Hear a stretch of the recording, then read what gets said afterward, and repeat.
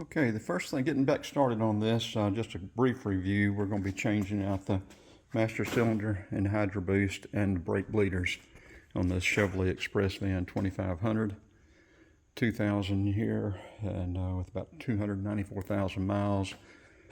And so to get started, we're going to drain this brake fluid out and disconnect a bunch of this stuff up here. I'll tell you the sizes of the wrenches. Someone asked me to show my work, but I don't have any way to hold these cameras to do the work and show it. So right now I just have to keep doing what I do. I know these are 10 millimeter. I'm not sure if I'll move those yet or not, but I'll just take that clamp off and take that hose off. That's not a high pressure line. We'll get this brake fluid out of here, disconnect the master cylinder, get it out of the way, and that way I can get to that Hydroboost. I've got to go underneath the dash and take 4 nuts off underneath there and take that clip off, clamp, whatever it is, so that unit will come out.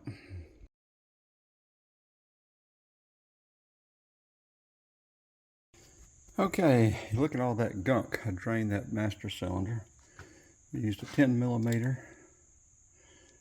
We take off the power steering reservoir up there. We use this Phillips head and these needle nose to pry this clamp open enough to get it off of its fitting back there. This video will be a review of a couple of different things, or a review too. This 15 millimeter ratcheting box end, but it's also a ratcheting open end. Haven't had an opportunity to try that open end yet, but this box end has worked very well. It seems like it's a little different. 11A, 13, something, 15 millimeter. But yeah, 15 millimeter for these master cylinder bolts. 9/16 for these brake line bolts. And I think that's as far as we've gotten so far. I've used those paper towels to try to catch as much brake fluid as I could. Keep it from running down there on that computer. Yeah, but look at all that gunk in there. 22 years and 294,000 miles later. So yeah, I'm not putting that master cylinder back on here. I'm sure the reservoir will probably not come with it, so we'll have to take it off, put new O-rings on it, and I'm assuming anyway, and clean it up. So okay, let's get that master cylinder off, and I'm going to use zip ties to hold that up out of the way, hold this power steering reservoir out of the way, and that way when I get in there underneath that dash and get those bolts off and the clamp off holding that power Hydroboost on, yeah, I've got to take these off. I think this one over here is a 3/4. I'm not sure what that one is, maybe a 5/8, we'll see. I've forgotten. I've replaced them not long ago, but I've forgotten.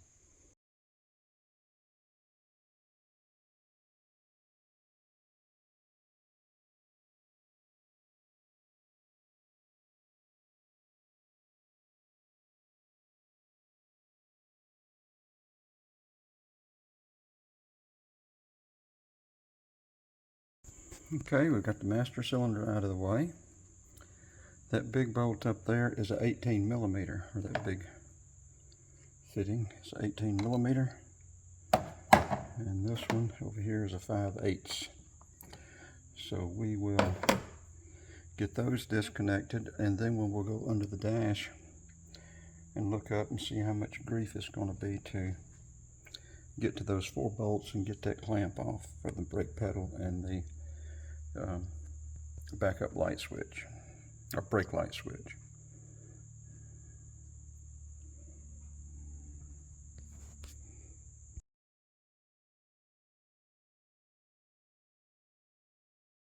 Now I'm taking these hoses loose.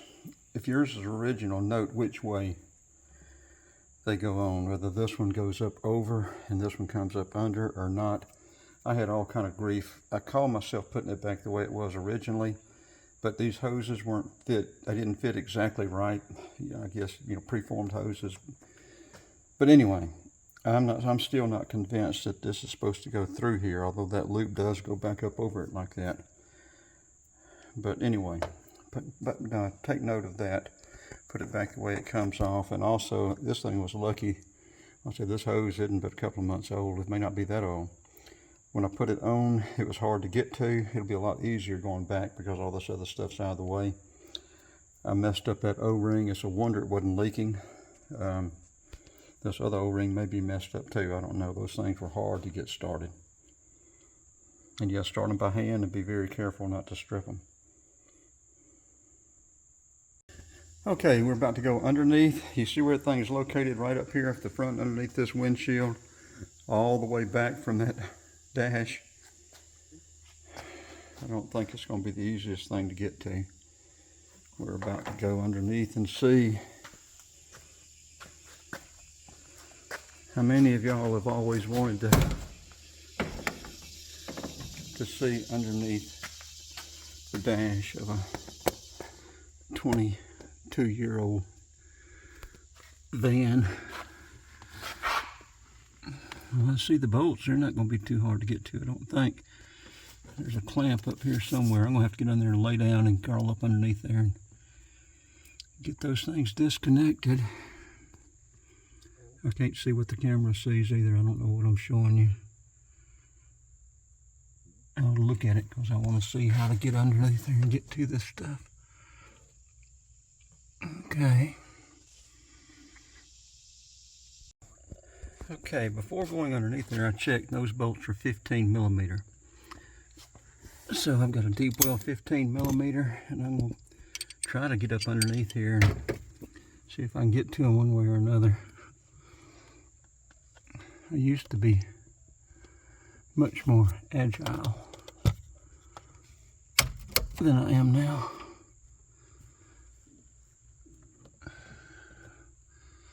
So I'm going to turn it off, turn it over, and crawl up underneath there and see what I can see and figure out.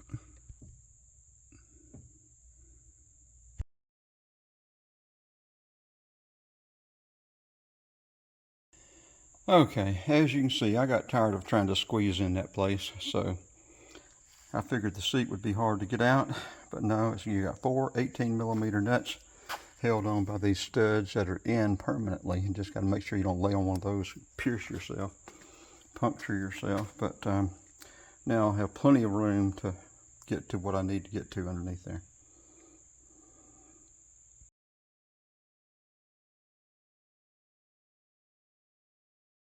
Okay, I used that longer ratchet to get those top 2 bolts off up there, top 2 nuts, and using this shorter ratchet to get the bottom 2 off.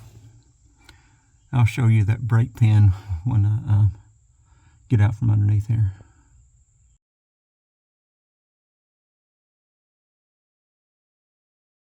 Okay, I think that has everything disconnected. We got those 4 bolts in there off, got the pin out of the, or the clip out of the brake thing. And I think it will just come right out now. These hoses may be in the way, but I think all we got to do is grab it and work it out.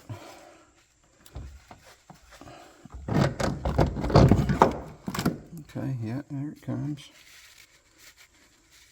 Okay, I'm going to set this down and go ahead and get it out, then we'll take a look at it.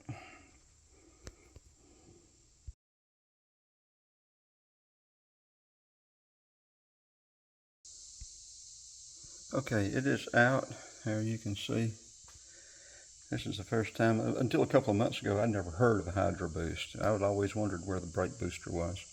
I always thought that was a real crazy looking master cylinder, but that's because there is no vacuum power boost.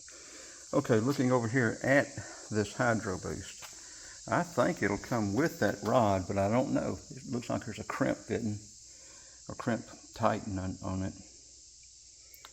And it's a weird looking thing, isn't it? Now I've also seen rebuild kits, so I'm planning on getting both. I don't know, I'll have to clean that thing up.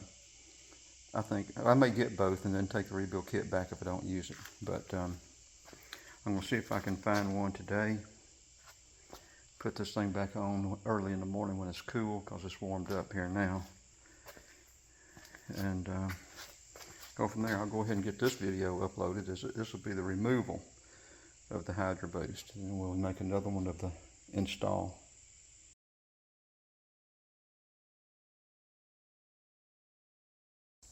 Okay, there it is. I'm going to try to find one, maybe a rebuild kit too, and see which one I want to do. I don't really want to clean that thing up. I'm just buy a new one and put it in. Buy a new brake master cylinder and buy those 4 little self bleeders. Trying to put all this thing back together as soon as I can get the parts, Monday or Tuesday.